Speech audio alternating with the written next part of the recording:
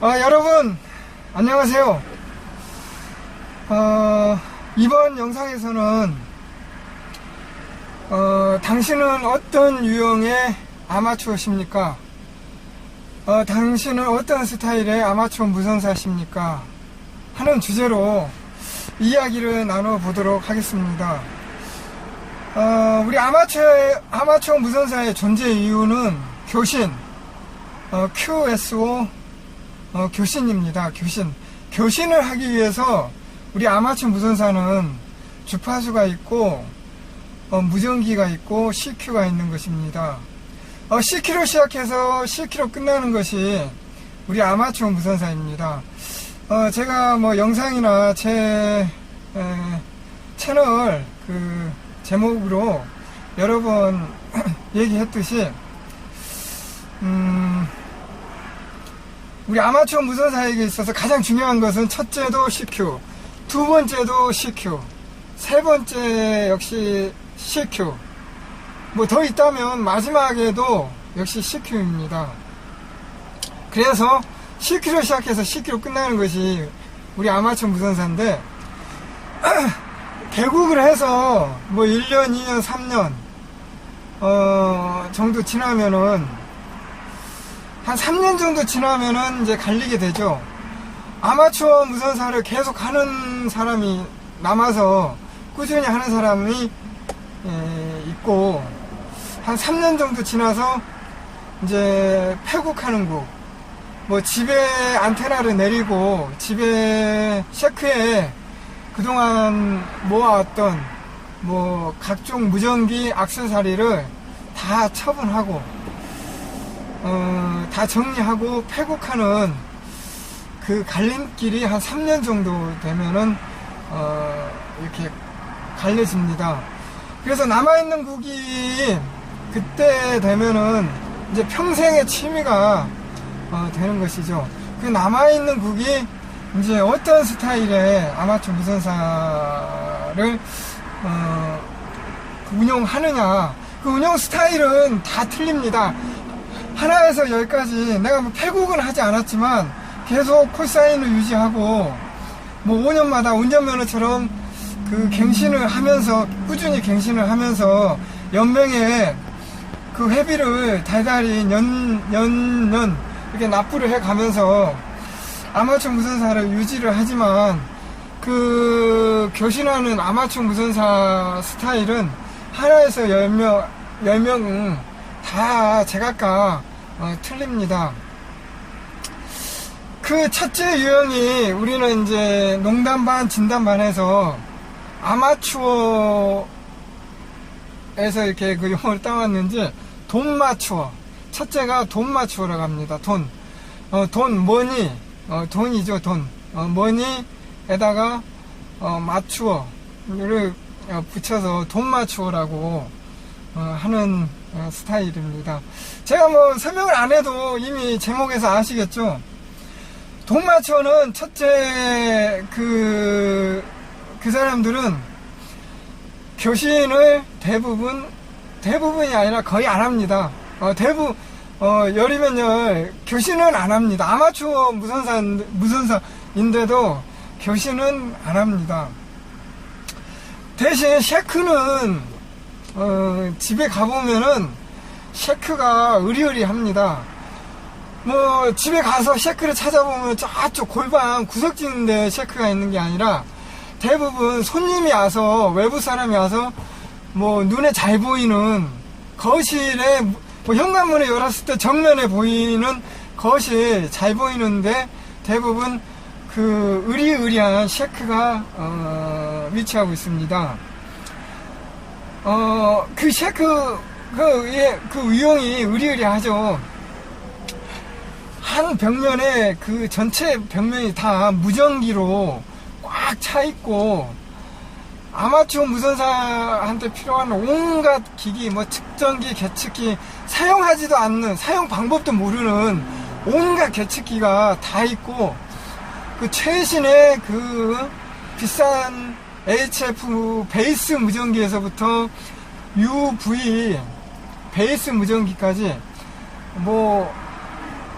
아무튼 없는 무전기가 없을 정도로, 베이스 무전기도 뭐 회사별로 또 같은 회사라도 모델별로 뭐 7, 8개가 이렇게 위치할 정도로 뜨깜반짝합니다. 근데 그 무전기 뒤를 보면 안테나 케이블이 무전기에 연결이 안 돼 있어요.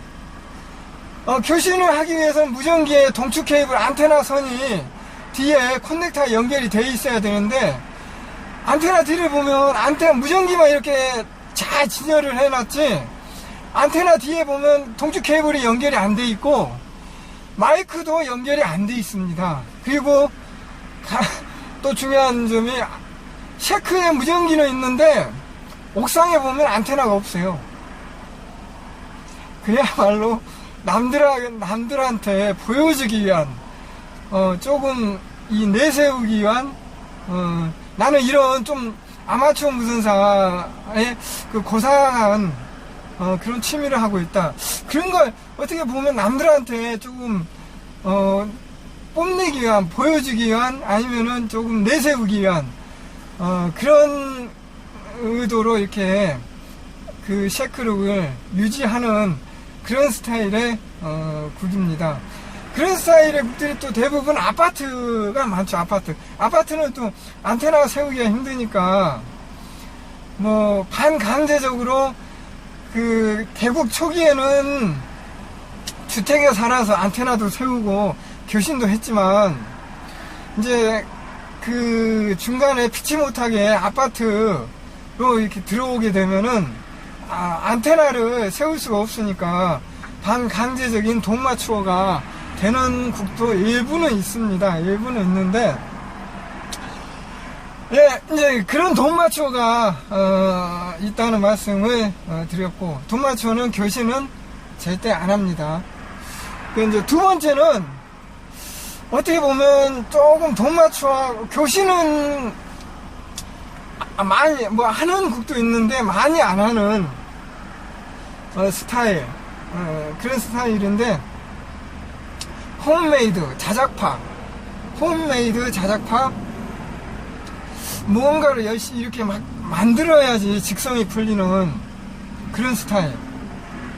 그러니까 납땜하고 인두는 또 기본적으로 이렇게 그 실력이 갖춰져 있고, 그 아까 돈마추어가 온갖 사용도 못하는 그 계측기 그런 건 막 이렇게 진열을 해 놓는데, 그런 스타일의 국들, 그 홈메이드 자작파 셰크에 가보면은 무전기보다는 계측기가 더 많습니다. 그리고 장비가, 온갖 장비가 이렇게 많이 있는데, 돈마추어는 조금 깨끗하고 이렇게 뭐 이렇게 정리가 잘 돼 있고 지저분한 게 없고 이렇게 그런 면인데, 홈메이드는 자작파는 거실 문 들어갈 때부터 집 안에 들어가 보면 구석구석, 눈에 보이는 구석구석, 근데 온갖 종류의 그 정크, 그 온갖 부품, 그런 부품이 구석구석 이렇게 쌓여 있습니다.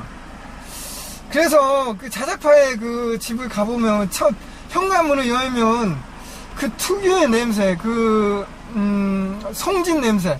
옛날 장비들 보면, 그 군용 장비나 그 오래된 장비 보면 그 기판 패턴이 뜨지 말라고 거기다가 송진을 쫙 이렇게 그 코팅, 송진을 코팅을 이렇게 해놨는데, 그 특유의 그 곰삭은 냄새? 그 이렇게 우리 그 아마추어 무선사 그 자작파는 그 냄새를, 특유의 냄새를 이미 알고 있습니다. 그 냄새가 이렇게 특유의 그 고물 같은, 조금 그 일반인들이 조금 그 깨끗이 이렇게 생활하는 분들이 보면 좀 역겨워하는 그럴 수도 있는데, 그런 냄새가 진동을 하는 그런 경향이 있습니다.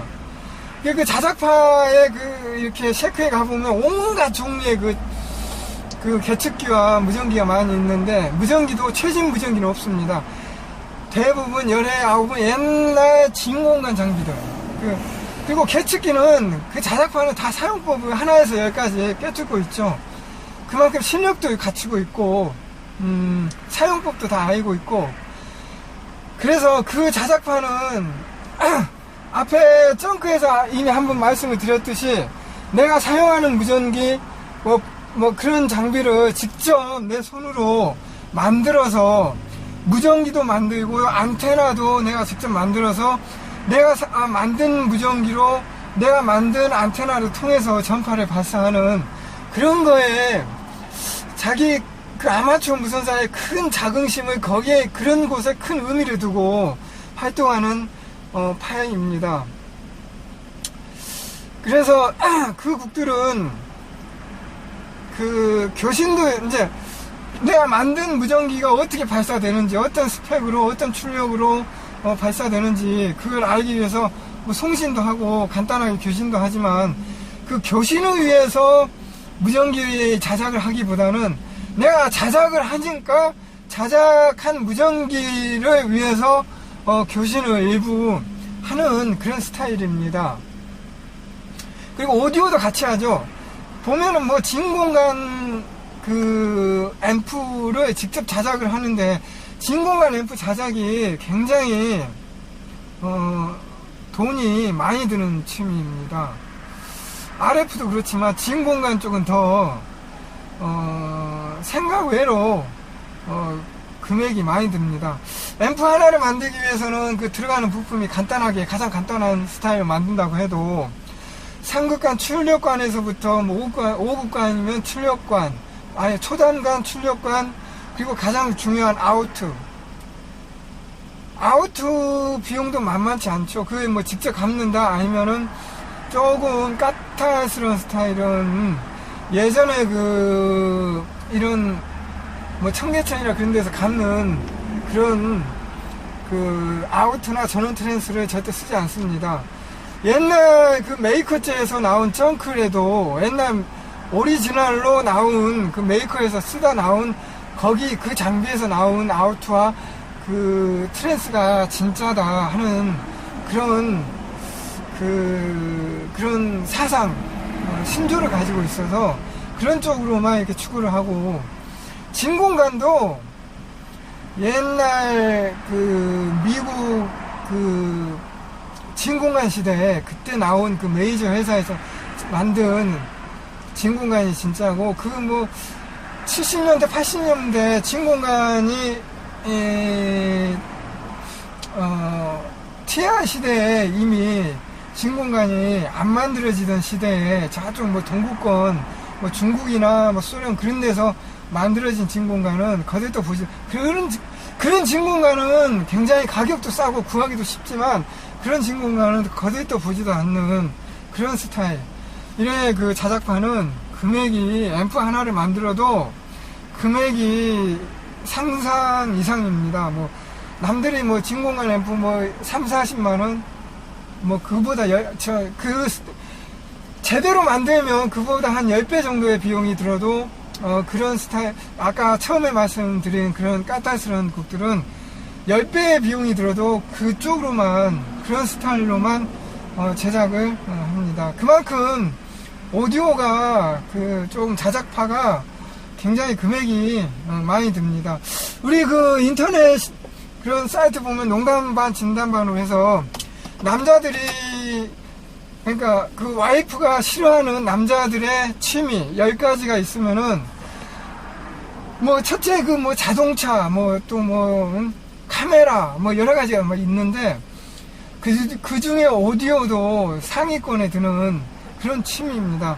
그만큼 돈이 많이 나가는 취미죠. 그래서 그 자작파들이 보면은 그 오디오나 RF 쪽 그런 이 막 이렇게 만들어야지 내가 직접 사용하는 무전기 내가 음악을 듣는 내 오디오는 내가 직접 만들어야지 직성이 풀리는 그런 스타일의 곡들이 자작파입니다. 그 교신도 물론 하긴 하지만 그런 쪽에 또 그 곡들이 또 정통적으로 실력파입니다. 그래서 CW나 예전서부터 전해져오는 SSB 모드 그런 쪽에 그 스펙을 많이 따지다 보니까 그런 쪽으로 또 이렇게 실력도 있고 교신도 그런 쪽으로 교신을 많이 하는 곡들이 자작파입니다. 이제 세 번째로 교신파입니다. 교신. 교신도 그 여러 가지 그 유형의 스타일이 있는데, 첫째는 그 FM 로컬 레거추어형.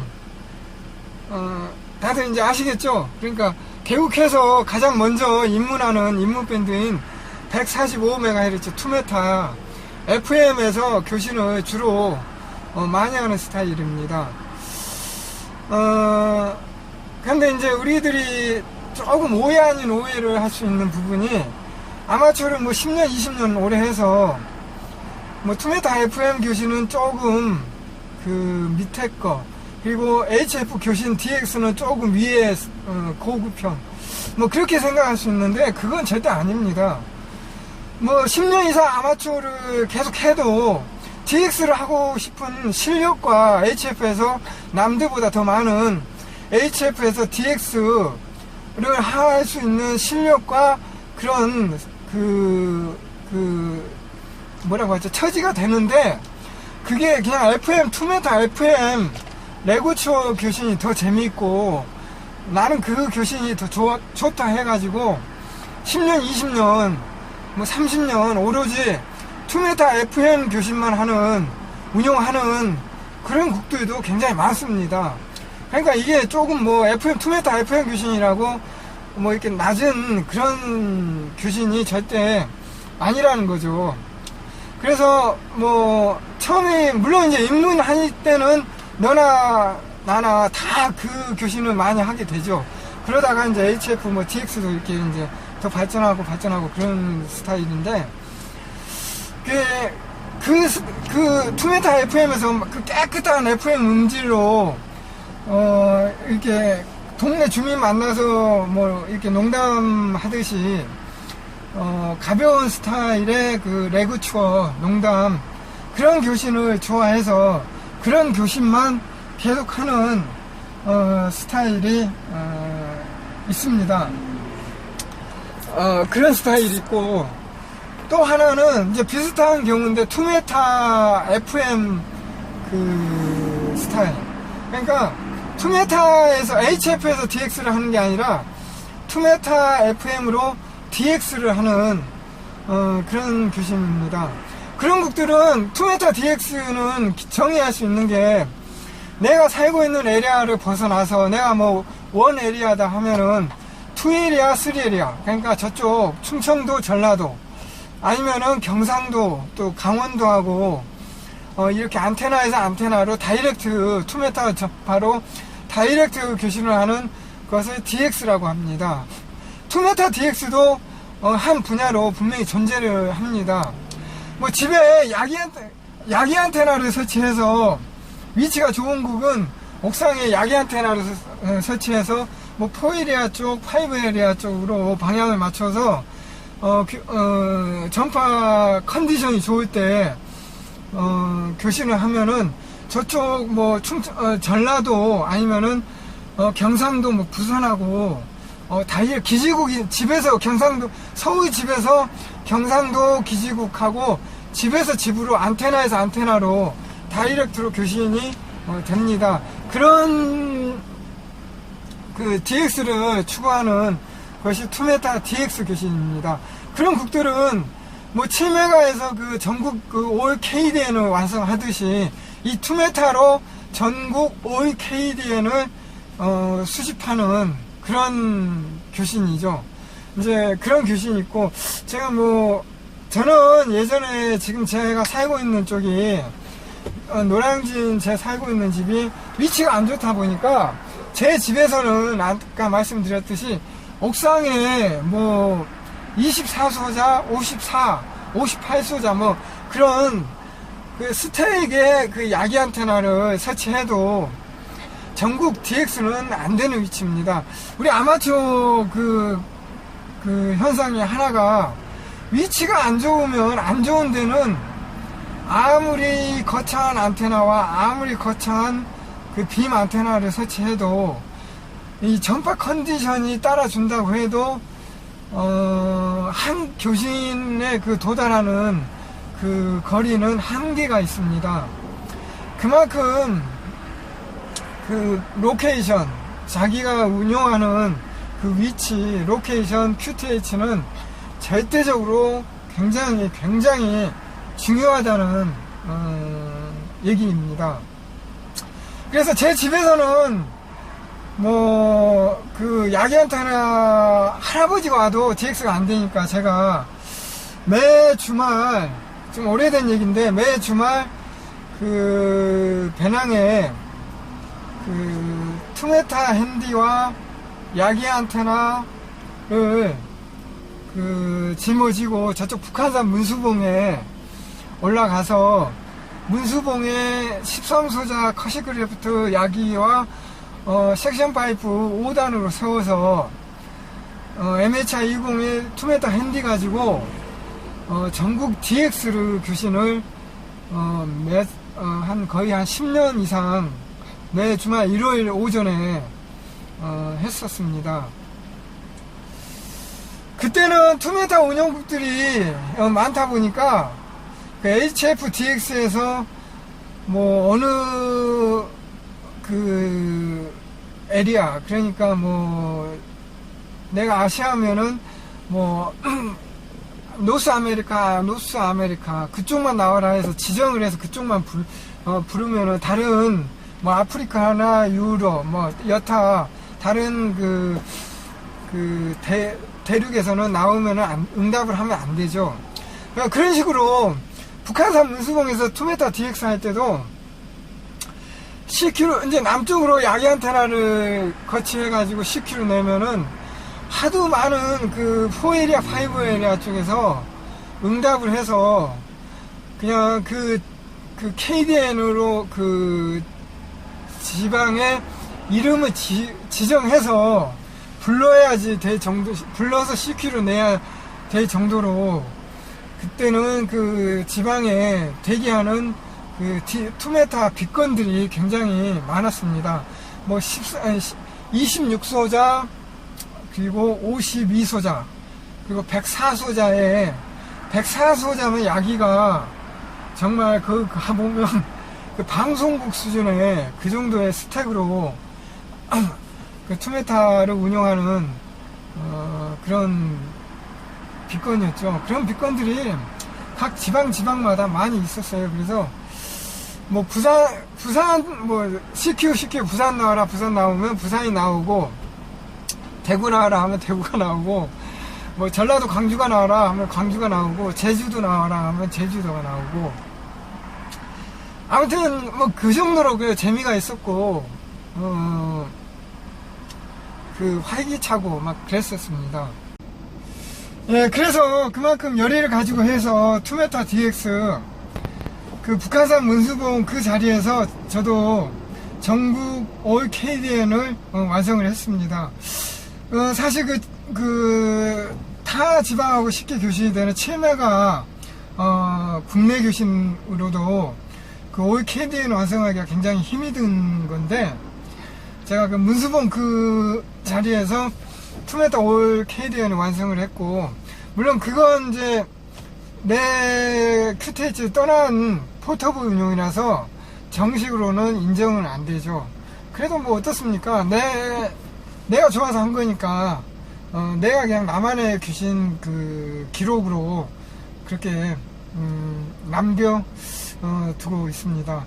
그래서 투메타 로카의 교신도 있고, 그 분야에 또 투메타 DX를 추구하는, 그런 기지국 또는 그 포터블 교신을 투메타 DX에 큰 의미를 두고 활동하는 스테이션이 있고, 그리고 두 번째로는 이제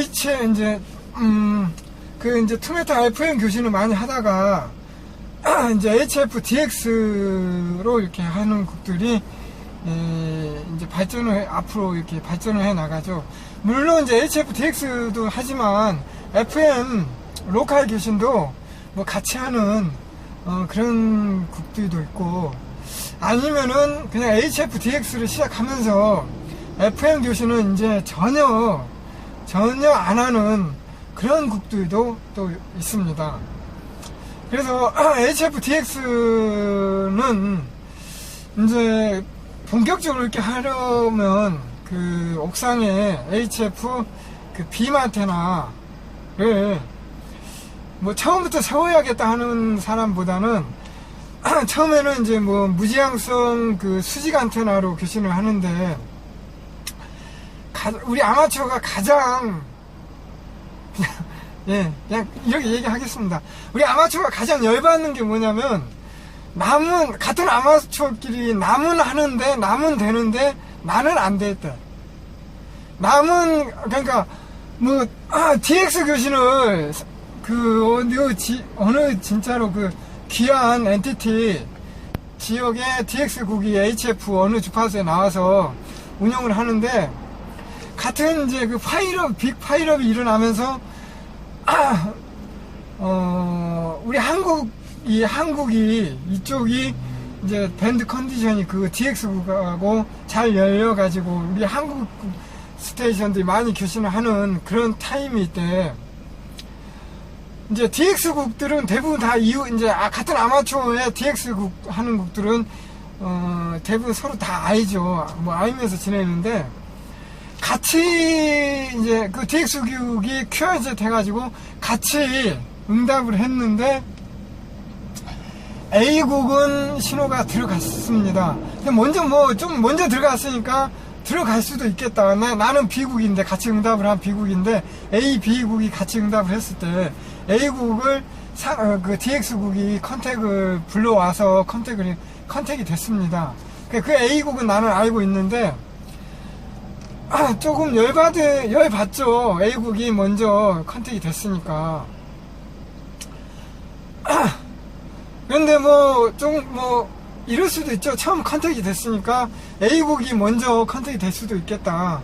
그런 생각을 가질 수 있고, 이제 하는데, 진짜로 문제는 뭐냐면, A국의 교신이 끝나고, 이제 이제 B국인 나도 또 응답을 했는데, 나는 죽어라 응답을 해도, 컨택이 안 돼 있대. 다른 B, C, D, E, 다른 한국 스테이션 계속 이제 컨택이 되는데, 이웃의 로컬의 A국은 컨택이 됐는데, B국인 나만, 컨택이 안 됐대. 정말, 열받죠.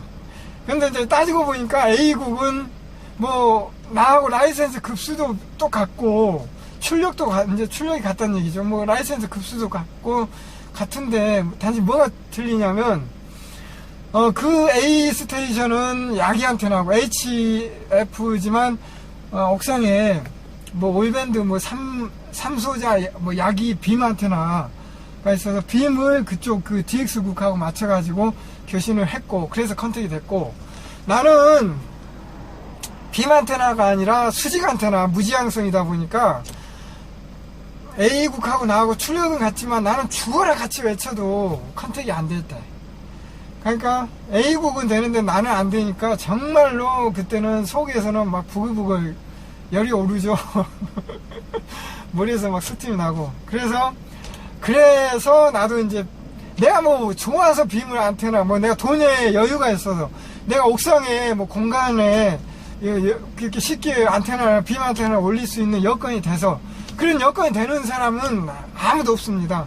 다 애로사항이 다 있습니다. 아파트에 사면 아파트 관리사무소하고 트러블이 있을 수 있고, 아니면 연립이면 같은 주민들한테 또 트러블이 나중에, 트러블 생기는 건 열이면 다 생깁니다. 내가 생기더라도 내가 그거 헤쳐나가고, 그런 각오로 이렇게 안테나를 올리는 거죠. 또 태풍이 오고 뭐가 오면은 진짜로 HF 첫 탑에다가 빔 안테나 세워놓으면 정말로 신경이 많이 갑니다. 많이 가는데도 열이 오르니까 안 올릴 수가 없죠. 그래서 올리게 됩니다. 그래서 이제 없는 돈 가져와가지고 첫 탑도 이렇게 같은 업자를 부르든지, 아니면 같은 아마추어 무선사들을 불러서 안테나도 세우고 고사도 지내고, 돼지머리 갖다 놓고 고사도 지내고, 그렇게 해서 이제 세워서, 거창하게 안테나 세워서 DX를 하는데, 정말로 이제 A국이 들어갔는데, 내가 이번에 안테나 세워서 내가 응답을 해서 A국보다 교신이 더 잘 되거나 A국처럼 교신이 잘 되거나 A국보다 교신이 더 잘 되면은 소기의 성과를 이루면은 정말 결과가 좋으면은 만족하죠. 그런데 안테나 세웠는데도 교신이 안 되거나 내가 생각한 만큼의 성과가 이득이 안 나올 수도 있습니다. 그만큼 그게 자기 로케이션 그 위치라는 게 그만큼 중요한 것입니다. A국은 뭐 작대기, 그러니까 수직 안테나지만 위치가 사방이 뻥 뚫려 있고 위치가 높고, 나는 빔 안테나지만 내 지형이, 내가 살고 있는 지형이 푹 꺼진 위치고 또 주변에 높은 건물들이 많고, 그래 버리면 밴드 컨디션이 아무리 좋다고 해도 안테나를 내가 뭐 빔 안테나 뭐 10소자 HF 10소자를 세워도 안 될 때는 안 됩니다. 그만큼 로케이션이 중요하다는 얘기죠. 밴드 컨디션도 그 전파를 날려주는 컨디션도 두 번째로 중요합니다. 그래서 HF DX를 이제 이렇게 추구하는데 안테나 뭐 파워 그것도 중요하고, 또 전파를 멀리 이렇게 보내서 교신을 성공하기 위해서는 그 사용하는 모드가 중요합니다. 그러니까 보이스 SSB, HF는 SSB죠. SSB나 SSB로 이렇게 할 수 있는 건 한계가 있습니다. 그래서 DX를 하려면 필히 CW, 전신 CW가 되어야 합니다. CW 실력이 송수신할 수 있는, 교신할 수 있는, 그리고 파일업을 뚫을 수 있는, 파일업을 뚫고 응답을 할 수 있는, 그리고 그 응답을 그 파일업에서 나를 불러올 때 그 신호를, 내 신호를 캐치할 수 있는 그 실력이 되어야지 진짜로 많은 DX를 좋은 성적으로 이렇게 올릴 수가 있습니다. 그러니까 HF DX를 하려면 그 CW는 평생을 연마를 해야 됩니다. 꾸준히. 끝이 없습니다. 끝이 계속. 그래서 연마를 해 나가야 되고, CW하고 그리고 또 RTTY 뭐 디지털 문자통신 중에 뭐 PSK31, 요새는 뭐 이제 전통적인 RTTY하고 PSK31가 외에 뭐 디지털 문자통신이라고 해서 JT65ABC 그리고 JT8 그 류의 비슷한 그 여러가지 모드가 많이 있습니다. 많이 있는데 너무 많아가지고, 그러니까 그건 뭐 개발자마다 이렇게 이제 계속 이렇게 발표를 하니까, 이거 뭐 최신의 그 디지털 그 통신을 이걸 하다가 저기 나오고 저거 하다가 이것 쫓아가 저거 쫓아가다가 하나를 제대로 하는 그런, 그러니까 여러 마리 토끼를 쫓다가 하나도 제대로 못하는 경우가 발생할 수 있으니까, 그 최신 디지털 모드는 조금 몇 년이 지나서 처음 출시돼서 운영국들이 출시 연도가 몇 년이 지나서 그 모드를 여러 국들이 이제 사용을 해서 어느 정도 검증이 되면 그때 시작을 하는 게 맞는 것 같습니다. 요즘 같으면 뭐 FT8은 이제 어느 정도 출시가 된 지 몇 년이 지났고, 또 여러 국들이 DX로 많이 운영을 하니까 FT8 같으면은 시작을 해도 되고, JT65A는 뭐 이제 출시된 지 한 10년 이상 지났으니까 뭐 EME 멀면 반사통신으로 처음 나온 그걸 목적으로 나온 모드이지만 이제 HF에서 DX로도 이렇게 사용을 하니까 그 모드를 또 사용하는 것도 좋은 방법인 것 같습니다. 14MHz에서 JT65A 모드로만 해도 상당한 DXCC NTT 성적이 단기간에 완성을 할 수가 있습니다. 그러니까 이제 모두까지 말씀을 드렸고, 그리고 또 DX를 본격적으로 하려면은 또 급수가 되어야 합니다. 그러니까 아까 CW라는 건 어느 정도 일정한 그 실력이 되려면 2급 이상의 라이센스가 되어야 하는데, 이제 똑같은 얘기가 될 수 있는데, 모두, 밴드가 또 되어야죠. 그러니까 상급 밴드가 운영할 수 있는, 상급이 운영할 수 있는 밴드는 하이 밴드나 로우 밴드, 그러니까 미들 10, 14, 18이 안 된다는 얘기죠. 물론 그 하이 밴드 21메가에서도 많은 DX가 나오고, 로우 밴드 3.5나 7, 그리고 다른 지역에서는 5MHz, 7MHz, 그러니까 3.5와 7 사이에 5MHz도 운영하는 지역이 있습니다. 이제 우리 리전 3에서는 5MHz를 사용 안 하죠. 그리고 1.8, 그러니까 이제 3.5 밑에 1.8이 있는데, 1.8부터는 이제 장파가 되는데, 장파 1.8 밑에도 또 137kHz라고 아마추어 밴드가 존재합니다. 가까운 일본은 운영을 하는데, 우리 한국은 지금 허가가 안 나 있죠. 그래서 운영을 한국은 안 하고 있고, 다른 유럽이나 그런 지역은 137kHz도 장파로 아마추어 무선으로 CW 온리로 교신을 QSO를 하는 밴드로 허가가 이렇게 나 있습니다. 뭐 그건 이제 둘째 얘기고, 밴드가 되어야지 또 그 많은 DX 성적을 올릴 수가 있습니다. 가장 중요한 DX 윈도우라고 할 수 있는 메인 스트리트, 메인 밴드는 누가 뭐니 해도 14MHz죠. 14MHz가 되어야지 정말 많은 그 다른 대륙을 진짜 듣도 보도 못한 엔티티하고 교신도 할 수 있는 그런 여건이 됩니다.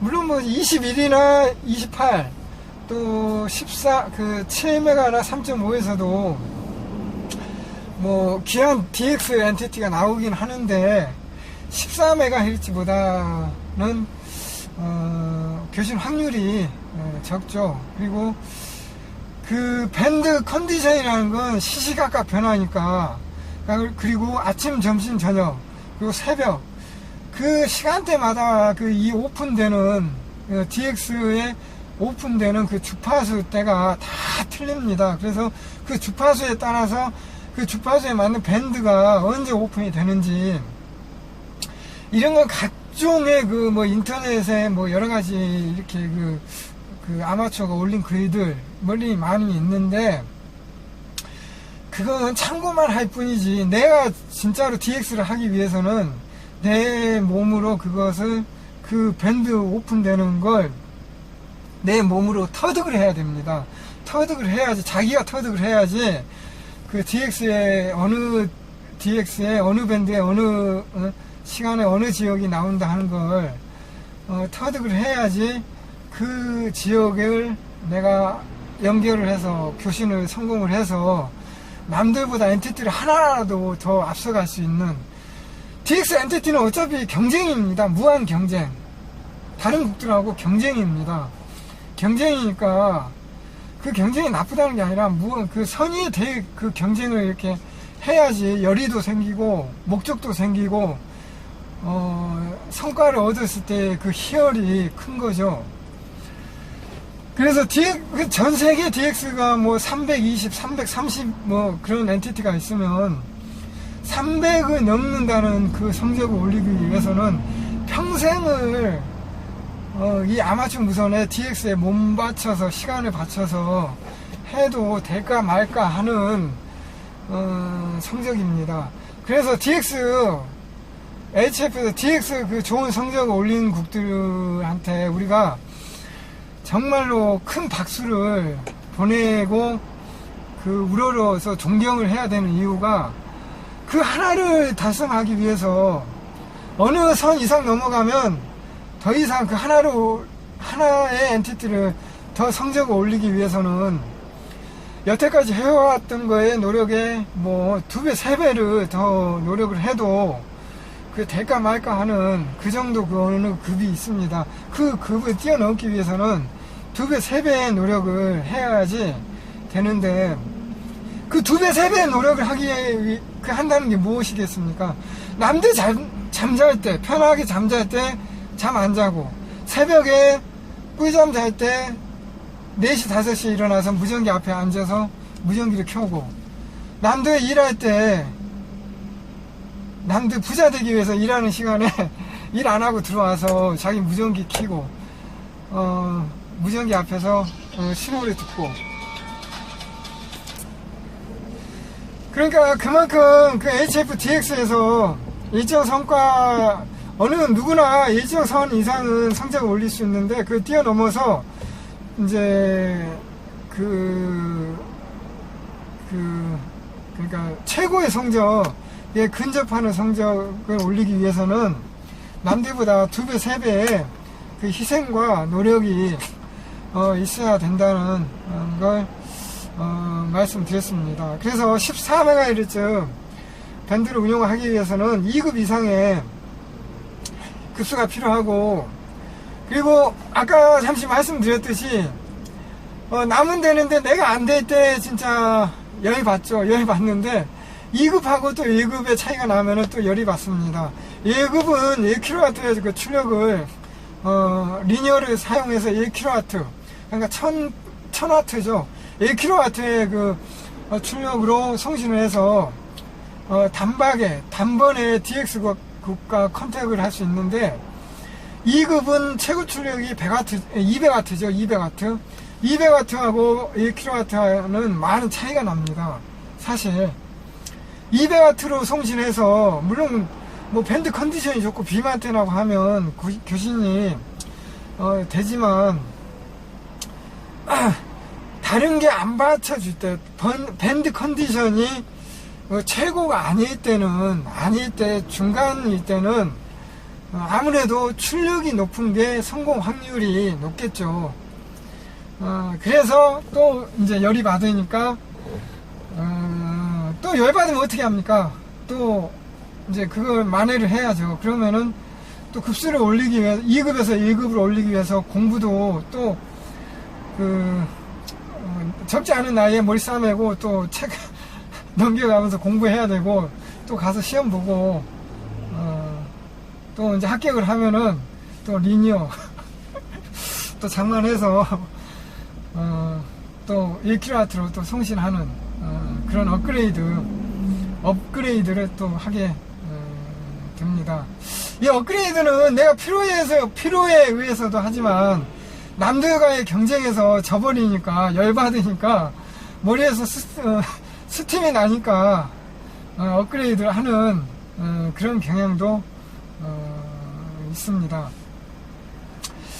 그리고 이제 HFDX를 DX형을 이렇게 말씀드렸고 그리고 아까 이제 이건 뭐 7MHz도 HF죠. 그 DX는 뭐 크게 관심은 없고 7MHz 그냥 2m 그러니까 145MHz 2m만 운용하듯이 그 7MHz SSB만 운영하는 국들도 있습니다. 그러니까 이제 옥상에 7MHz 모노 다이폴만 올려놓고 7MHz도 뭐 7.000에서 7200까지 그 주파수가 굉장히 우리가 사용할 수 있는 아마추어 무선사가 사용할 수 있는 밴드폭이 굉장히 넓은데 어느 한 주파수 7070에만 딱 동조만 돼 있게끔 해가지고 잘 맞춰가지고 그러니까 그 SWR 그래프를 보면 그 7070의 중심으로 이렇게 그러니까 7070 위주로 이렇게 딱 SWR이 1대 1이 나오게끔 맞춰가지고 뭐 다른 주파수는 거의 교신 안 합니다. 7MHz에서도 7070만 듣고 교신도 하고 그 주파수에서만 하는 그런 곡들이 많이 있습니다. 제가 이 7070은 뭐 굳이 설명을 안 해도 우리 아마추어 무선사들은 다 알죠. 아마추어 무선사가 아니더라도 일반인이더라도 아마추어 무선 햄 7070 하면 아하 7070 그 유명한 7070 그 유명한 7070의 그 유명한 누구 HA1 누구 또 일본의 그 누구 다 알죠. 그런 곡들 그러니까 그 7070 유명합니다. 뭐 일반인들도 다 아는데 우리 아마추어 무선사가 모르면 간첩이겠죠. 아마추어 무선사가 아니겠죠. 그래서 7070을 운영하면 하고 싶은 얘기도 많고 해야 될 이야기도 많은데 제가 다 7070에 대해서는 다음에 다른 그 하나 주제 가지고 영상을 한번 만들어 보겠습니다. 또 그러면은 뭐 또 많은 이야기가 나올 것 같은데 그 7070은 다음에 다른 그 주제로 그걸 하나의 주제로 한번 말씀드리기로 하고 아무튼 오늘은 여기서 7070에 그렇게 운영하는 그 주파수만 운영하는 이렇게 얘기하면 안 되는데 우리 나이 지긋하신 분들이 이렇게 많이 모여 앉아 계시는 데가 어디죠? 그런 무슨 당 주파수 라고 이렇게 부르는데 그 주파수를 이렇게 많이 운영하는 국들이 있다 하는 거 이렇게 말씀드리고 그 곡도 7070도 그 외에는 거의 무관심합니다. 그런 경향이 많고요. 이제 그 다음으로 말씀드릴게 마이크로웨이브 교신파. 마이크로웨이브는 우리 그 아마추어 무선 전파 주파수는 3MHz부터 30MHz까지를 HF, 그러니까 하이 프리퀀시라고 해서 HF라고 하고 30MHz부터 300MHz까지를 VHF, 베리 하이 프리퀀시라고 해서 VHF라고 부르고 300MHz부터 3000, 그러니까 3GHz까지를 UHF, 울트라 하이 프리퀀시라고 해서 UHF라고 부릅니다. 그러니까 3GHz, 3000GHz 이상을 마이크로웨이브라고 정의하고 있는데 우리가 그 2.4GHz, 더 정확히는 2.45 GHz를 사용하는 그 전자 레인지 또 영어로는 그냥 마이크로웨이브라고 하죠. 엄밀히 따지면 3GHz 이하인데도 그냥 마이크로웨이브라고 영어로 이렇게 명명을 하고 있습니다. 그러니까 교신을 하는데 그 3GHz 이상의 그 높은 주파수를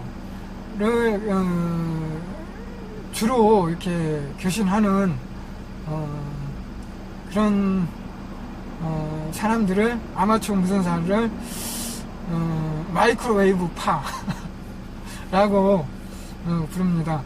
3GHz 이상의 그러니까 UHF 433 MHz 그 위로 아마추어 밴드가 1.2기가가 있죠. 1.2기가 다음에 2.4기가의 그 아마추어 무선 주파수가 있고 그러니까 2.4기가까지는 UHF죠. 그리고 3.4가 얼마 전까지 우리 아마추어 무선사 그 주파수였는데 그 업무용으로 이렇게 전용을 하기 위해서 3, 4년 전에 정부에서 정식으로 회수를 아마추어 무선 그 주파수 허가가 이미 난 것들도 회수를 했습니다. 그래서 3.4는 우리 한국에서는 아마추어 무선을 운영을 못합니다. 근데 3.4는 엄연히 다른 나라, 다른 지역에서는 아마추어 무선 그 밴드입니다. 주파수가 있고. 그리고 5.7, 그 위로 5.7기가도 우리 아마추어 무선 주파수였는데 아까 얘기했듯이 3.4처럼 5.7도 같이 그 두 개의 밴드가 업무용으로 회수가 됐습니다. 우리 아마추어 무선사한테 굉장히 슬픈 일이죠. 두 개의 그 아마추어 밴드가 회수를 당했으니까 굉장히 사용을 못하니까 아마추어 무선사 입장에서는 굉장히 서글픈 슬픈 일입니다. 그래서 기존에 가지고 있던 그쪽에 그 무전기나 허가를 맡아가지고 허가를 내서, 물론 마이크로웨이브니까 국내에 뭐 그 당시에도 허가가 났을 때 당시에도 그 허가를 내서 운영하는 국이 10손가락 안에 들 정도로 그만큼 극소수였습니다. 그러니까 아마 그 사용자가 적으니까 더 쉽게 이렇게 회수가 됐으리라 하는 생각도 이렇게 가지고 있습니다. 만약 사용국이 뭐 2m의 반의 반처럼 굉장히 많았다 하면은 회수를 그만큼 더 힘들게 아니면 더 어렵게 생각을 했겠죠. 아무튼 그렇게 회수가 돼서 이제는 더 이상 아마추어 밴드로 3.4하고 5.7은 우리 아마추어가 사용할 수 없는 주파수가 돼버렸고, 그 위로 아마추어 주파수가 10GHz가 있습니다. 10기가. 주파수는 더 정확히는 10.245 그 이상의 주파수로 각 지역마다 조금의 차이는 있는데 10기가 그때의 주파수가 있고, 그 위로 이제 더 위로는 24기가 48기가 76기가라고 하니까 그게 어떤 주파수인가? 그게 아마추어 주파수인가? 기존에 뭐 HF나 VHF를 운영하는 국들도 뭐 24기가 48기가 76기가 하면은 굉장히 뭐 들어보지도 못한 주파수인데, 그런 주파수가 우리 아마추어 밴드야 하는 분들도 굉장히 이렇게 많으리라 생각이 듭니다. 엄연히 우리 아마추어 무선사 주파수고 거기에 그 무전기가 해당하는 주파수에 그 무전기 송신하는 송수신기가 있고 충공 검사를 맡으면은 허가를 내서 운용을 할 수 있는 엄연한 아마추어 무선사 주파수입니다. 10기가는 이제 그 마이크로웨이브의 그 공통점이 그러니까 이 현상이 뭐냐면, 그 마이크로웨이브 정도 되면은 그 주파수를 직접 그 주파수 송수신할 수 있는 그 무전기를 생산하는 회사가 없습니다. 그 주파수 10기가 이상의 주파수는 그 해당되는 무전기에 그 주파수를 다이렉트로 송수신하는 무전기를 생산하는 회사도 없고 무전기도 없습니다. 그러니까 마이크로웨이브는 자작파죠. 자작파. 아까 그 처음에 얘기한 홈메이드 파 중에 마이크로웨이브파가 또 많이 있습니다. 그만큼 마이크로웨이브는 내가 전파를 만들어서 그 주파수 송수신기를 뭐 어떻게 기존의 무전기로 뭐 채배를 해서 다운을 시키든 업 컨버터를 써서 주파수를 뭐 채배를 하든 다운 컨버터를 써서 뭐 로컬 주파수를 집어넣어 가지고 믹서를 해서 뭐 50메가대에서 그 주파수 10GHz 신호를 뺀다든지 뭐 그런 자작을 해서 운영을 하는 스타일이 마이크로웨이브입니다. 10GHz처럼 뭐 7MHz처럼 무전기에 그 7MHz 세팅해서 송수신을 바로 하는 것처럼 10기가도 뭐 무전기 10기가를 다이렉트로 뭐 주파수 찍어서 송수신을 하는 그런 무전기는 없습니다. 그렇게 나오는 출시되는 무전기가 없다는 얘기죠. 고로 마이크로웨이브 송수신기는 내가 만들어서 자작한 리그로 준공검사를 전파관리소에 신고를 해서 검사가 나와가지고 주파수가 정확하게 10.245가 나오는지, 뭐 외율은 없는지, 다른 주파수에 혼신은 주지 않는지, 뭐 그런 거 다 체크를 한 다음에 이상이 없을 때 합격을 해야지 운용을 할 수 있는 것이 마이크로웨이브입니다. 10기가면 주파수가 굉장히 높죠. 전파의 성질도 10기가 정도 되면은 전파가 빛처럼 눈에 보이진 않지만 빛의 성질이 있어서, 가장 쉽게 예를 들 수 있는 게 10기가 전파는 스카이웨이브, 위성 방송의 스카이라이프가 10기가 대의 S밴드, 10GHz의 S밴드가 아니죠. 10기가면 C밴드죠. C밴드. S밴드는 4기가 대가 S밴드고, 10기가는 C밴드라고 합니다. C밴드. 10기가 스카이라이프가 10기가의 전파를 사용합니다. 스카이라이프 안테나를 정지위성, 방송 전파를 송신하는 정지위성하고 방향을 정확하게 LNB 접시에 초점하고 정확하게 맞춰가지고, 이제 그건 뭐 이렇게 설치 기사가 나와서 다 설치를 해주죠.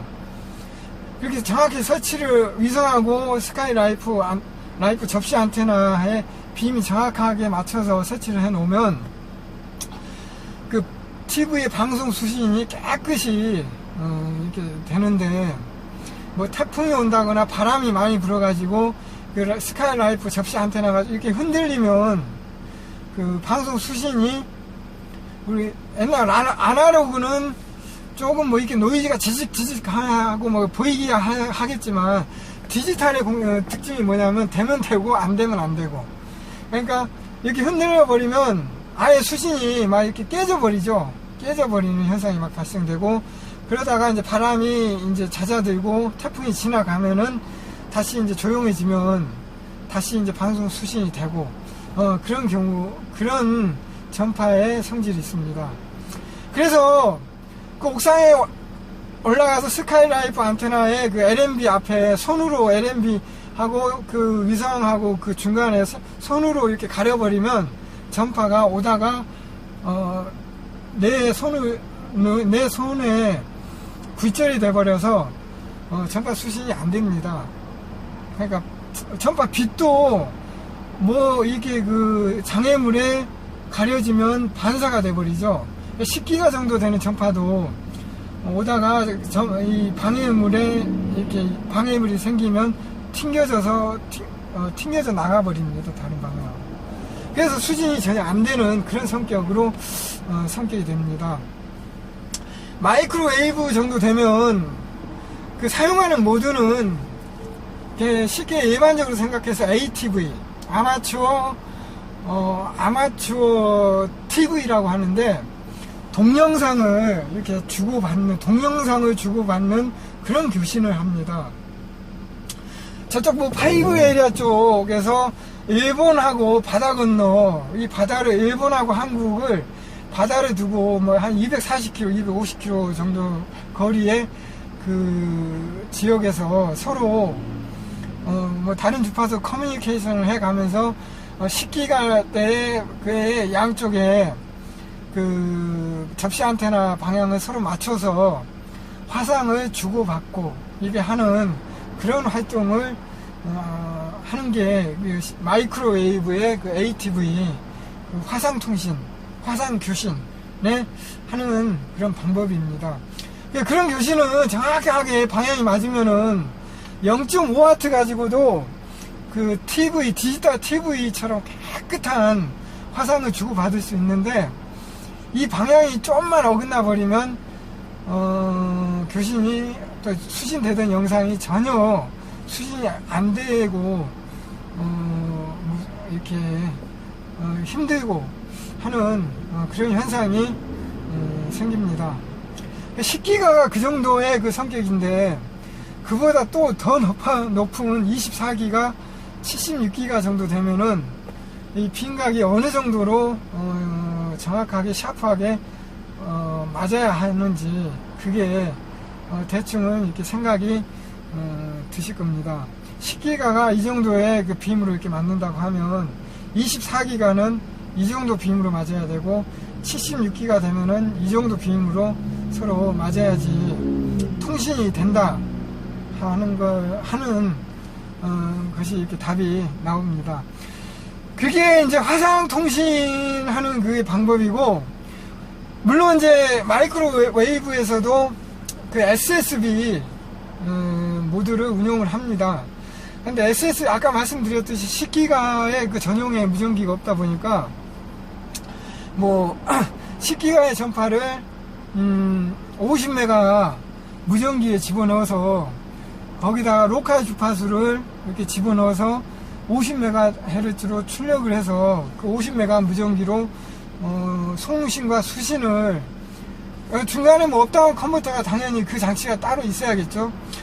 송신과 수신은 뭐 50MHz의 오일 모드 기기로 이렇게 하면은 50MHz 오일 모드니까 SSB 모드가 되겠죠. CW도 되고. 그 무전기 50MHz 무전기로 송 수신을 하면 그 중간에 업다운 컨버터를 써서 50MHz의 주파수를 업다운 컨버터를 거치게 되면 10GHz의 주파수가 되는 것입니다. 그 반대는 10GHz의 주파수를 수신을 했으면 다운 컨버터를 써서 50MHz의 6m 무전기로 10GHz의 그 10GHz 주파수를 50MHz로 수신하는 게 아니라 그 주고받은 SSB CW 신호를 50MHz의 그 무전기로 수신을 하는 그런 시스템으로 이렇게 운영을 합니다. 그러니까 업다운 컨버터를 그렇게 직접 업다운 컨버터와 또 10GHz의 그 리그 송 수신기를 직접 이렇게 만들어야 되는데, 마이크로웨이브 장비는 굉장히 이렇게 민감합니다.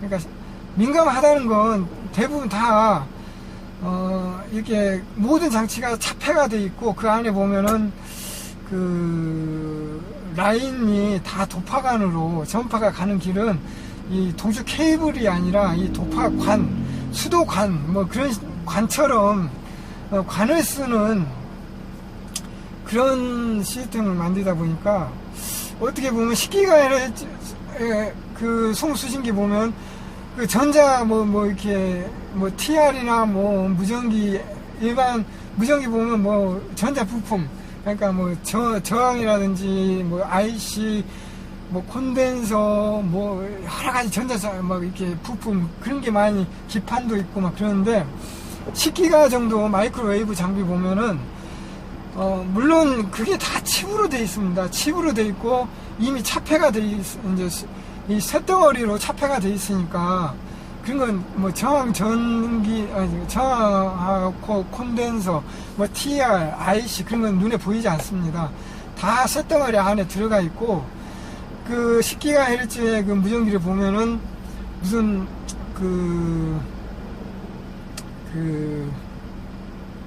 무슨 배관 장치 같이, 무전기 전자 장비 같지 않지, 그런 모양새를 이렇게 가지고 있습니다. 저도 2.4와 10기가를 이렇게 허가내서 무전기를, 10기가는 2.4하고 2.4도 출시된 그 메이커제 무전기가 없습니다. 만들어야죠. 그러니까 2.4하고 10GHz 무전기를 직접 만들어서 이렇게 운용을 하고 있습니다. 예, 지금까지 마이크로웨이브 운용자들에 대해서 말씀을 드렸습니다.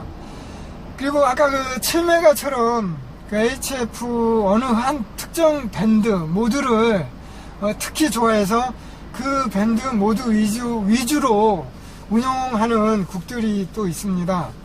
예를 들어서 50MHz 6m 밴드라고 하죠. 50MHz는 엄연히 따지면은 VHF로 분류되는데 30MHz 이상이니까 VHF로 분류되는데 또 그 주파수 숫자로 보면은 그 30MHz까지 HF에 더 가깝고 2메타 VHF 145MHz에는 굉장히 많이 떨어져 있습니다. 그래서 50MHz 6메타는 그 HF의 성격도 가지고 있고 또 어느 때는 VHF의 성격도 가지고 있는 이중적인 성격을 가지고 있는 그런 밴드입니다. 그래서 전파 컨디션이 열리면은 생각지도 못한 지구 반대편하고도 50메가 주파수로 교신이 될 때도 있고 또 밴드 컨디션이 도와주지 않으면은 허구나 그냥 로컬 주파수, 로컬 교신만 2메타처럼 로컬 교신만 되는 그런 이중적인 성격을 가지고 있습니다. 그래서 그런 그런 그 주파수의 묘미가 좋아서 50메가 골수파, 50메가만 특히 좋아하는 그런 운용국이 있고 또 그런 동호회, 50메가 동호회가 있고 또 이렇게 활발히 만나서 50메가에 대해서 토론도 하고 뭐 서로 이렇게 모임도 갖고 하는 그런 동호회가 활동이 있습니다. 그런 활동은 특히 일본이 굉장히 활발히 운영이 되고 있습니다. 아무래도 일본이 아마추어 무선사가 전 세계에서 가장 많다 보니까 그런 활동도 가장 액티브하게 많이 되고 있는 것이 사실입니다. 50메가 관심을 가져보면 굉장히 희열이 교신이 됐을 때 그 DX 생각지도 못한 대륙의 그 엔티티하고 컨트리하고 교신이 됐을 때 그 희열은 HF에서 교신이 됐을 때의 2배, 3배의 묘미가 있습니다. 정말로 그 50메가 그 묘미에 빠져들게끔 하는 그런 마약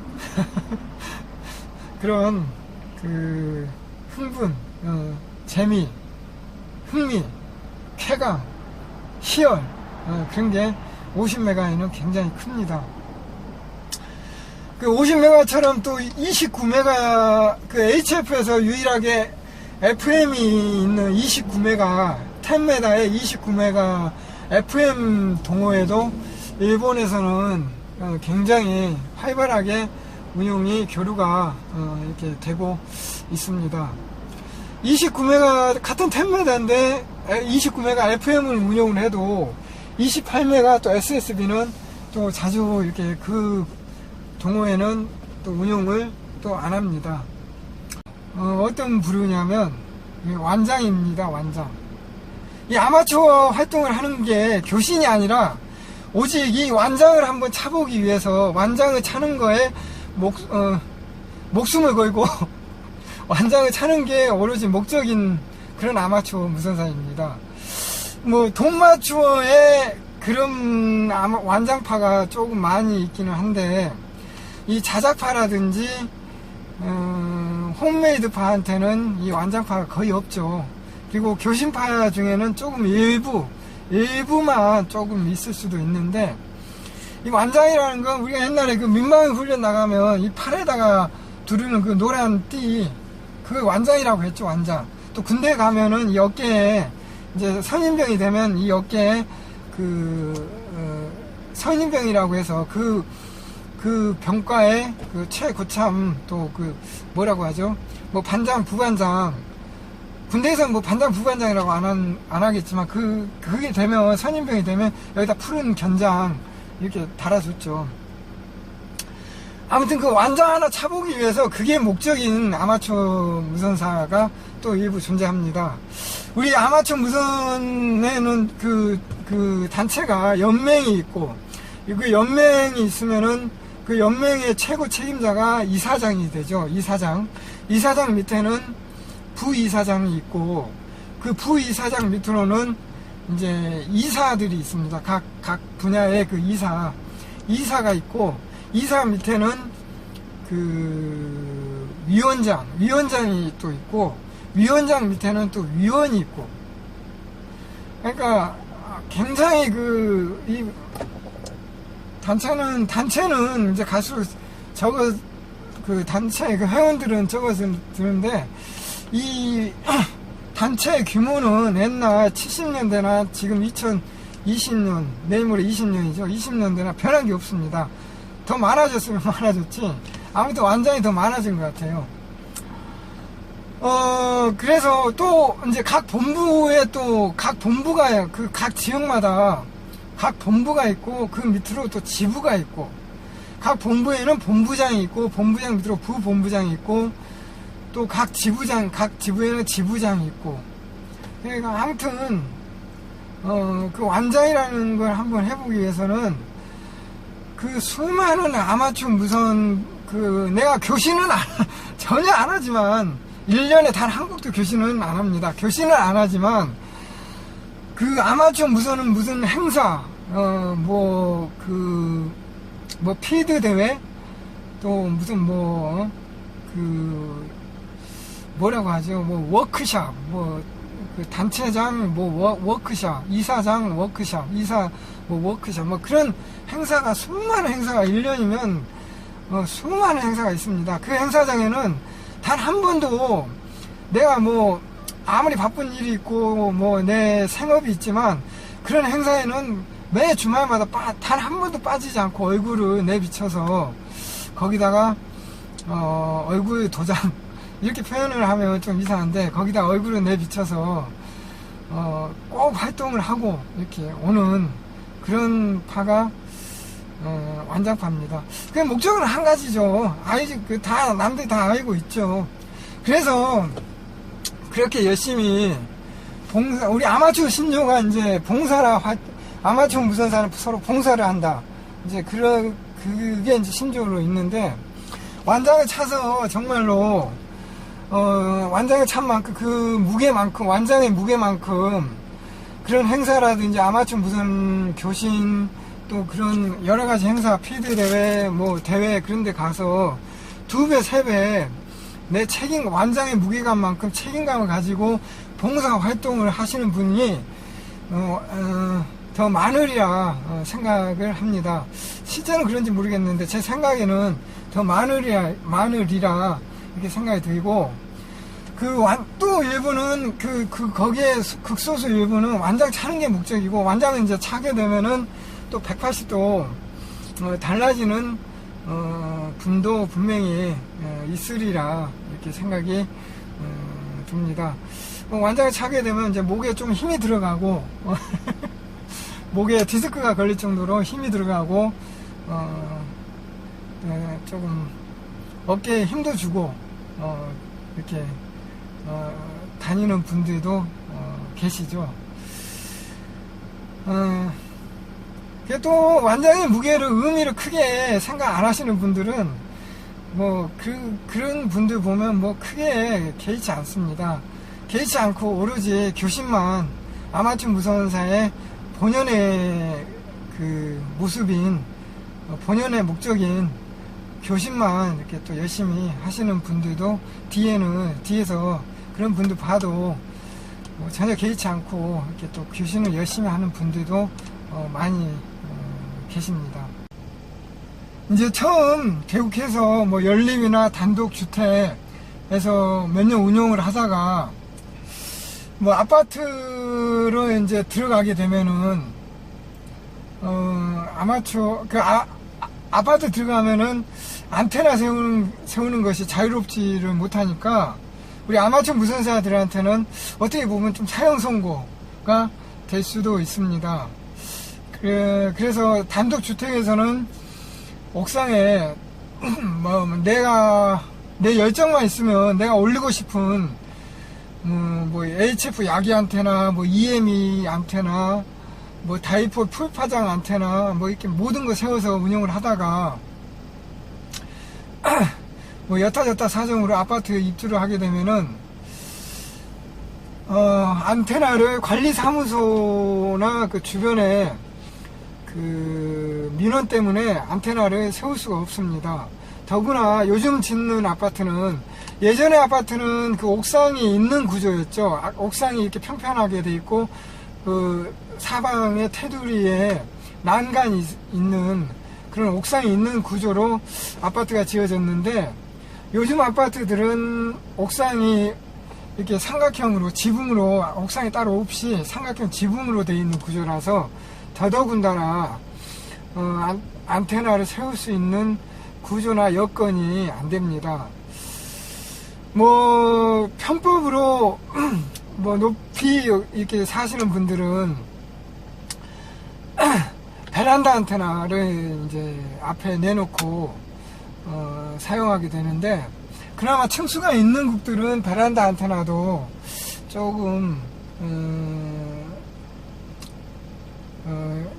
신호에서 조금 희생을 하면서 베란다 안테나로 그나마 운영을 하는데, 베란다 안테나도 매칭이 잘 안 되면은 그 송신을 했을 때 옆에 초인종이 울린다든지, 요즘 뭐 공중파, 아날로그 공중파가 없어서 TVI가 덜하지만, 뭐 라디오에서, 옆집 FM 라디오에서 내 CQ 소리가 들린다든지, 뭐 옆에 전자제품이 위아래층에 전자제품에 오동작이 생긴다든지 하는 그런 일이 심심치 않게 우리 아마추어 무선사들의 화제거리가 되고 있습니다.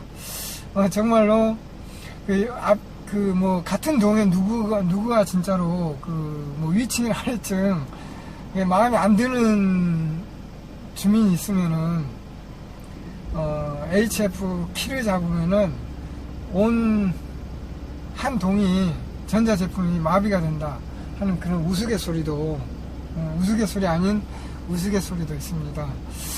그나마 뭐 매칭을 잘 잡고 또 저출력으로 뭐 CW 모드로 그나마 운영하는 극들은 그나마 다행인데, 이도저도 안 돼가지고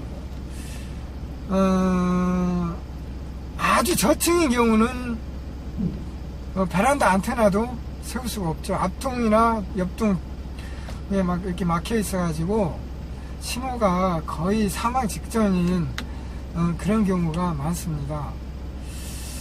그래서 이도저도 안 되는 국들은 아파트를 입주하게 되면은 아마추어는 폐곡할 수는 없고 해서 핸디 하나, 달랑 핸디 하나만 놔두고 다른 모든 장비는 처분을 해버리고 핸디 하나만 살려두고, 내가 이제 주말에 등산 갔을 때 산에서 산 정상에서, 요즘은 이제 소타라고 하죠. 소타, 산 정상 교신, 그것만 운영하는 국들도 일부 있습니다. 아마추어를 죽일 수는 없으니까 다른 모든 장비는 처분을 해버리고 산에서 운영할 수 있는 핸디 하나만 이렇게 살려서 주말에 산에 가서만 운영하는 국이 있고, 또 거의 뭐 비슷한 얘기인데, 아파트 들어가면서 이도저도 못하니까 모빌국, 내 자동차, 등산은 싫어해서, 뭐 등산은 이제 우리가 뭐 건강을 위해서 등산을 꼭 하시는 분들도 있지만, 또 등산 때문에 뭐 건강을 위해서 등산을 꼭 해야 되는가 하는 분들도 또 있습니다. 그런 분들은 또 등산을 또 안 하죠. 싫어하고. 그런 분들은 또 모빌국, 자기 자동차에 무선국을 설치를 해서 자동차에서만 뭐 출퇴근이라든지 뭐 주말에 야외 갈 때 자동차에서만 이 무선을 운영하는 국들도 있습니다. 그래서 앞으로 뭐 아파트가 더 많아지면 많아졌지 적어지진 않으니까, 이런 뭐 아파트족이나 아파트족이 되면서 등산 하시는 분이나 그 모빌에서만 운영하는 국들이 점점 더 많아지리라 이렇게 생각이 듭니다. 그 외에 반대로 이렇게 해서 우리 아마추어 무선사의 로망이 돼버렸는데, 단독주택에 옥상에 있는 단독주택에서 그 정원이 있고, 정원에 HF 철탑 각 밴드별로 각 밴드의 한 밴드의 반파장 야기를 세워서 5대양 6대주 방방곳곳으로 내가 원하는 곳으로 사시사철 CQ로 외칠 수 있는 그런 여건이 과연 내 생애에 올 수 있을까 해서 뭐 꿈에도 막 그냥 올밴드 각 밴드마다 HF 야기를 세워서 운영하는 그런 꿈을 가끔 꾸기도 합니다. 그 일본에 뭐 예전에 맨날 뭐 세븐제이완 ADS인가 뭐 그런 곡이 HF 각 밴드별로 1.8부터 28까지 각 밴드별로 HF 야기 안테나를 세워서 운영을 했었는데 지금도 운영을 하는지 모르겠어요. 그래 아무튼 그런 곡이 일본에 한번 있었다는 글을 제가 한번 읽었었습니다. 이제 또 한 부류로 이제 특수통신인데 특수통신이라고 하니까 뭐 이렇게 뭐 좀 거창하고 그렇게 생각이 드는데 그건 아니고 그러니까 우리 아마추어 무선은 정말 의미가 있는 게 안테나에서 안테나로 이렇게 전파가 다이렉트로 가는 게 진짜 교신이고 의미가 있고 그게 아마추어의 본연의 모습이라고 이렇게 생각을 대부분 다 이제 그게 정말로 진짜로 또 그렇죠. 그런데 여기서 제가 특수통신이라고 이렇게 말씀드린 이유는 요즘 이제 인터넷 시대니까 우리가 인터넷이라는 거 외면 이 아마추어와 인터넷이 플러스 돼 가지고 새로운 통신이 파생된 겁니다. 그래서 언제까지나 이 인터넷 시대에 새로운 통신을 외면할 수는 없지 않을까 하는 그런 생각도 가지고 있습니다. 이 인터넷 시대에 파생된 새로운 통신이 그 디지털 모드 통신. 아까 제가 그 잠깐 얘기한 RTTY나 디지털 문자 통신에서 HF에서 뭐 PSK3나 뭐 RTTY 외에 요즘 새롭게 등장한 뭐 FT8 또 JT65A 그게 아니라 이 통신 방식이죠. 방식 소프트웨어 D-스타라든지 D-STAR D-스타라든지 DMR DMR 통신 또 뭐가 있죠? 그거에 또 그게 이제 인터넷하고 이 무전기하고 이렇게 조금 플러스를 시켜가지고 인터넷망을 이용해서 외국 또는 로컬과 교신하는 그런 통신을 D-스타 아니면 DMR 디지털 방식의 통신이라고 합니다. 저는 아직 입문을 안 해서 이거에 대한 본격적인 어떻게 운영을 하고 어떤 방식으로 하고 하는 걸 제가 말씀드릴 수는 없지만 그런 방식이 있다. 그런 방식을 지금 운영하는 현재도 운영을 하고 있고 앞으로도 계속 발전이 되면서 새로운 이 인터넷과 아마추어를 연계를 해서 새로운 방식의 또 통신이 나오리라 이렇게 생각이 듭니다. 그거에 앞서가지고 그 인터넷 그러니까 안테나에서 안테나로 다이렉트로 가는 통신이 아닌 거로 해서 에코링크가 또 있었죠. 에코링크도 우리 아마추어 무선사가 운영을 하는 통신 방식인데 어떻게 보면 순수하게 아까 제가 처음에 말씀드렸던 안테나에서 안테나의 통신이 아니다 보니까 그것을 조금 이질감처럼 이렇게 생각하시는 그런 부류로 이렇게 생각하시는 분들도 계십니다. 저는 여기서 뭐 그게 나쁘다 좋다 그런 걸 말씀드리려고 하는 이유가 절대 아닙니다. 저는 에코링크를 여태 해보지는 않았습니다. 아직 입문 안 했고 아까 말씀드렸듯이 D-스타나 DMR 그 디지털 방식의 통신도 아직은 입문을 안 해봤습니다. 그런데 저도 이 시간이 좀 더 지나면은 이 DMR이라든지 D-스타를 입문을 해야 할 필요성은 느끼고 입문을 안 하겠다 하는 그런 생각은 전혀 가지고 있지는 않습니다. 저도 때가 되고 제 생각이 정립이 되면은 DMR부터 한번 시작을 해볼 생각을 가지고 있습니다. 그리고 지금은 또 인터넷과 또 스마트폰 시대죠. 스마트폰에도 또 여러가지 어플이 수많은 어플이 이렇게 생겨났는데, 이 무전기 어플이 또 있습니다. 무전기 어플은 하도 많아서 일일이 이렇게 얘기하기가 굉장히 번거로운데, 쉽게 얘기해서 카톡에 음성통신 그 정도 수준으로 이렇게 생각을 하시면 되겠습니다. 근데 그건 이제 우리 국내국이 아니라 무전기 스마트폰에 등록돼 있는 전화번호부 목록이라든지 우리 아마추어들끼리 우리 이런 무전기 어플로 서로 교신이 아니죠. 어떻게 따지고 보면 통화죠. 통화를 한번 해보자. 무전기 어플로 통화를 한번 해보자 해서 무전기 어플로 하는 경우도 있고, 좀 더 본격적인 스마트폰의 본격적인 이 아마추어 무선에 가까운 게 햄사파이어라는 게 있습니다.